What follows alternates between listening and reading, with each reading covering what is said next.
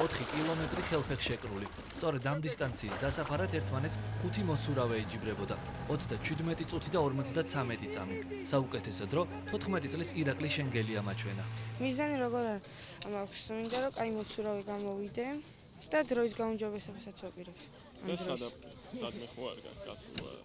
შეიძლება მომავალ წელს დარდანელის სრუტე გადავცუროთ. კოლხურ იბერიულ სტილში ერთმანეთს 3 ბიჭი და 2 გოგო ეჯიბრებოდა.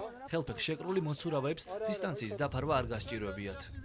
არც ის უბრალოდ ნერვიულობდი და ცოტათი მეშინოდა კიდეც, მაგრამ უკვე რომ მოვედი, აღარ მეშინოდა და არ გამჭირვებიათ.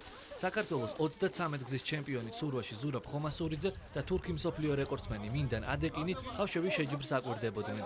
თავად ხომასურიძე სექტემბერში ახალი რეკორდისთვის ემზადება.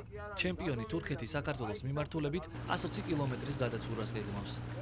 მე მხოლოდ მივესალმები მსგავს შეჯიბრებებს, ღონისძიებებს და მინდა რომ სულ უფრო ხშირად ტარდებოდეს. მოსწავლეების შედეგით კმაყოფილებას დღეს მასწავლებელიც ვერ მალავდა.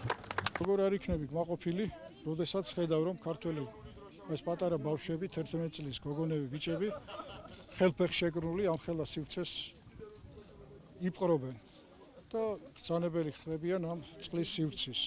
შეჯიბრში მონაწილეები მომავალში დარდანელის სრუტის გადაცურვას გეგმავენ. ამისთვის ბავშვები მზადებას იწყებენ.